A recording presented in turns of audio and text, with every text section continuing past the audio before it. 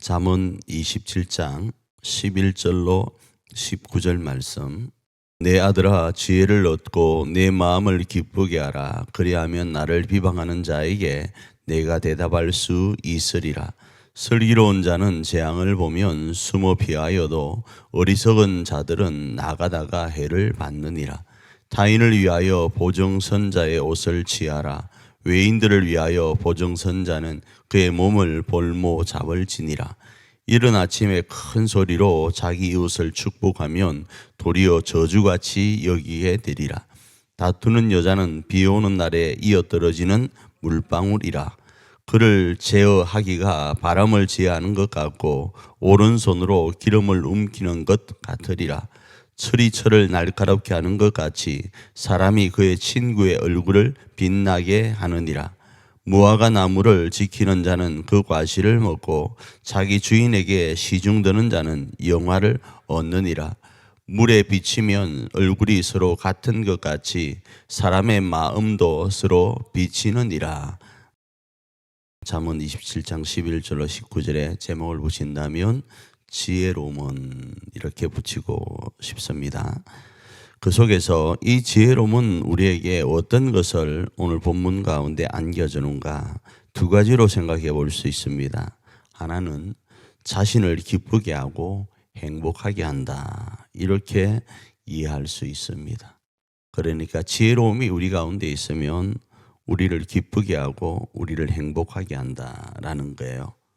그 이유를 두 번째로 이해할 수 있는데 바로 예기치 못한 상황 가운데 있을 때에 피할 길을 찾게 되고 말할 말을 우리 가운데 있게 한다라는 겁니다.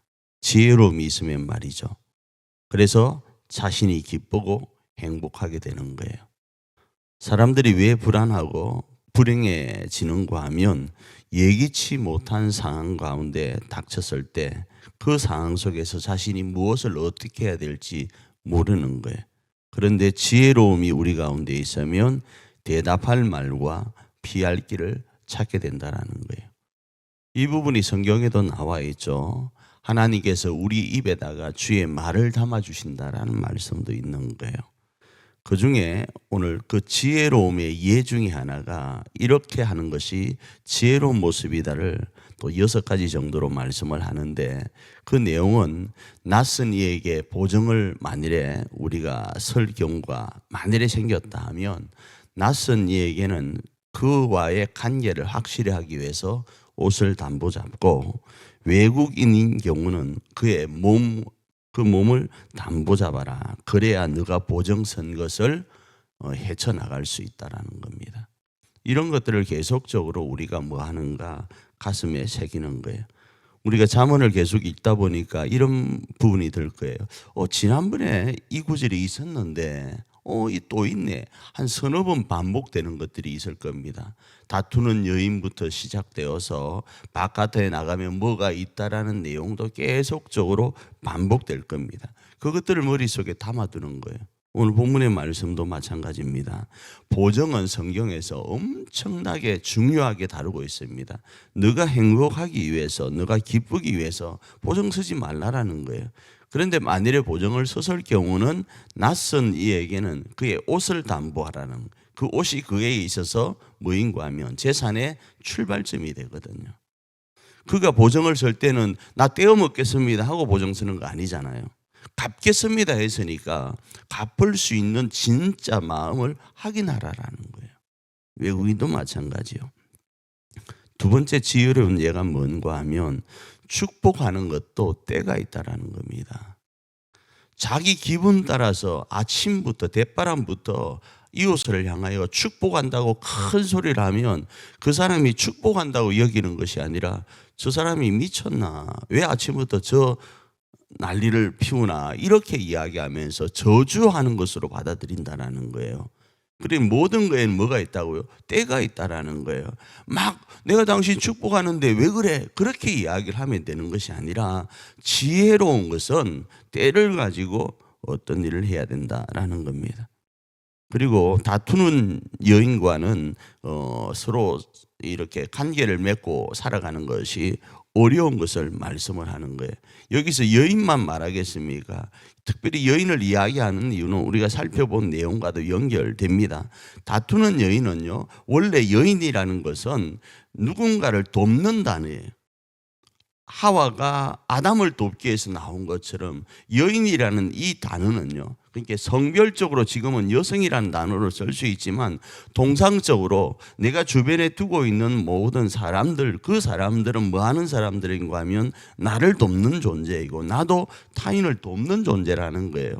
그래서 돕는 존재로서의 관계 가운데 서로가 있어야 되는데, 다투기만을 좋아하고 험담하기만을 좋아하는 사람과는 관계하는 것이 어렵고, 그런 사람들과 관계할 때는 낭패를 보기 쉽다라는 겁니다.